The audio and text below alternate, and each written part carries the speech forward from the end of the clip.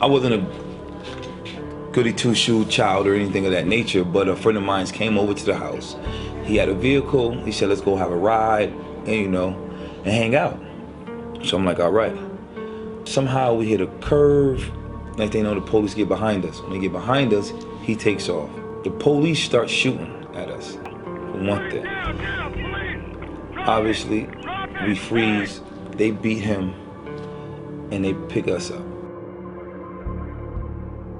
The bars itself, for someone that never been in prison or in that realm, just the bars itself and the cold floors, and when the gate shuts, it's very frightening and scary. You mean that it's unjust to hold somebody in jail pending a case, then I suppose we would never hold anybody in jail, because they're all allegations when they come into court. Everybody's presumed innocent. They have a right to a trial. You cannot snap your fingers and get a resolution to the case. It takes time. It definitely make you think differently, because they're putting you somewhere that you feel that you didn't do. And then now you have to deal with the circumstance that you're in. So it almost gives you a hard shell, hard skin. Pre-trial detention is when someone is held in jail prior to a trial because they cannot afford bail. You can't resolve a case the day it's brought into court. There's no instant justice. So it takes time. Teron Brown is a student who attends Stanford Academy. In the fall of 2016, he was arrested for second-degree robbery and conspiracy to commit second-degree robbery. Well, when they first spoke to me when I was in my holding cell, they told me my bail was $150,000. I was an 18-year-old kid. I live with my mother. Like, where would I get $150,000 from? Even if it were $5,000, $5,000 cash for somebody might as well be $50,000. Coming up with cash like that, if you are in a low-income context, is impossible for many people, unattainable, yeah. So in this case, he certainly didn't have money his family couldn't come up with the cash that would have required getting him out. Got transferred to MYI, Manson Youth Institution in Cheshire, Connecticut. Stood there for about almost 3 months. A few more days would have made it 3 months. Certainly for kids, if you get charged with something, let's say marijuana possession, you get out right away, you get this wraparound service, it's your supportive family, a lawyer that's engaged, a social worker that connects you with teacher, right? You can kind of get back up and continue moving, notwithstanding a criminal charge. But that same kid, if he stays in jail for a night or 2 or 3, those connections just get lost, and it has a kind of long-term effect on the kid's ability and willingness to kind of jump back in and be normal again. It's just a crazy experience. Like, every day is like someone's looking to pick a fight with you. You just have to keep your head level. There's a lot of stuff that goes on. People think you're just in jail and that's it. There's like a whole bunch more going on. Like, I almost got into an altercation with one of my cellmates. So the lieutenants, they come and grab me in the middle of the night. It's about 2 o'clock in the morning. They grab me in the middle of the night and they throw me in the hole. So I'm only in the hole for not that long, probably about 24 hours. A single kid unfairly charged and held can really change the trajectory of a whole life, not to mention a family. It's just really crazy to drag my mother and my grandmother through this, because they've been like my support. My mother, my grandmother, my girlfriend, my brother, like close immediate family. And it's like they had to go through this. So my grandmother, who was working at a Dunkin' Donuts, has to help put money up to get $15,000 for bond, and she travels back and forth. So they keep rescheduling court dates for the week after or a day after, and then my grandmother has to come back and forth from New York, because my grandmother doesn't live in Connecticut. So she has to come back and forth all the time. My grandmother, she's an elderly woman. She's going through like a lot of medical stuff, the cataracts in her eyes, and actually going to one of my court appearances, just all the stuff that they were saying how I was going is putting a lot of stress on my family. My grandmother actually dropped down and busted her head, and she had to go to the emergency hospital, like on the way to my court date. And then it was just, yeah, how the system works is different for who you are. After 3 months, Teron finally had the $10,000 he needed to post bail. So I got the money up. So I'm expecting to get out this day at my court date. So we go to court, and the prosecutor is basically like denying my bail. Like, so now I have the money. Before, they didn't expect me to get the money at all. They're like, we know there's no way he's gonna get $10,000. Like, we see how this kid lives. He's not getting the $10,000. So the prosecutor was denying it. And so I thought I wasn't going home.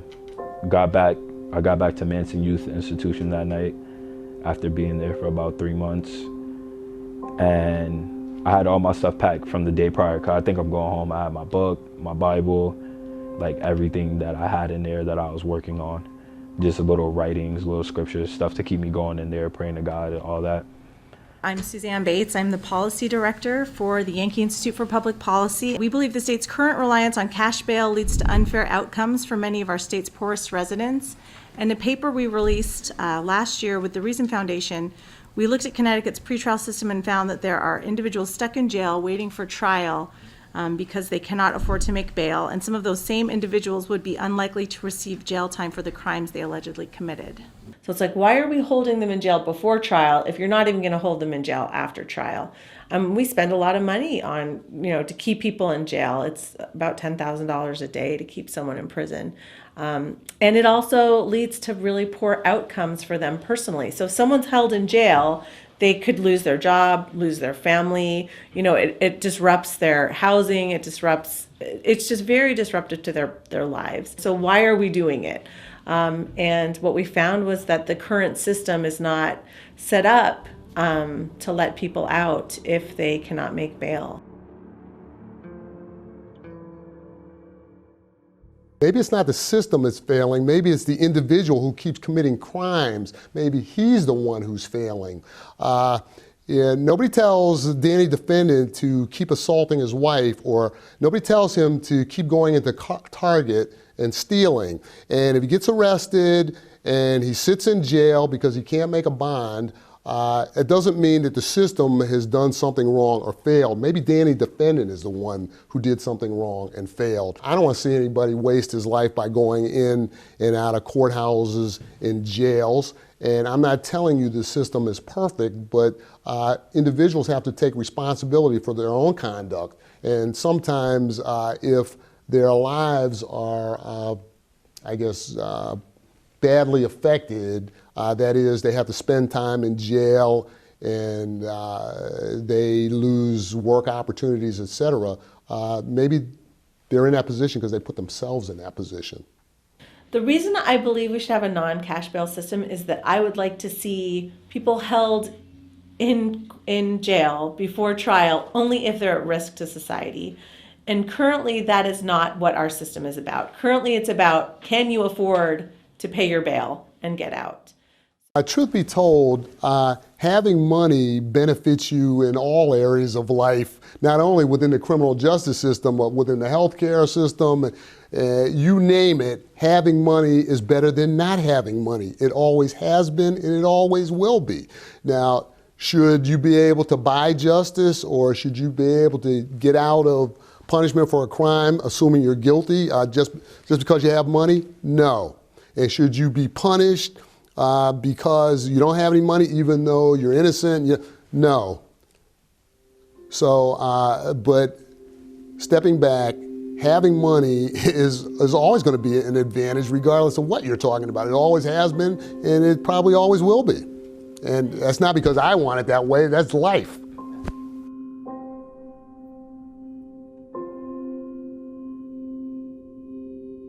For a little while in there, it's like you lose your composure, but you have to keep it together, like not just for the sake of you, but you have to think about while you're in there or while you're going through what you're going through, your family and the people around you, they're going through it with you. So you have to try to hold it up sometimes, even if you do want to break, but you can't really let that break you. I just think it's really unfair how things work, because it says you're supposed to be innocent until proven guilty.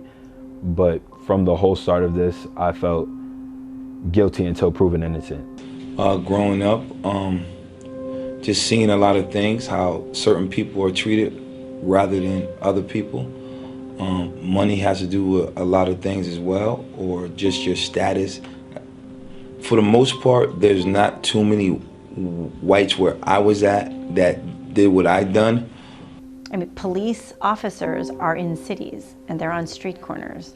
They're not in suburbia, right, on somebody's front lawn. And so the people who naturally come into the system are people who are in the lower income brackets. The system targets lower income brackets just by the nature of how it functions. So because of that, the concept of bail needs to take that into consideration. New Jersey, for example, has recently reformed their pretrial system. They've gone to a completely non-cash bail system.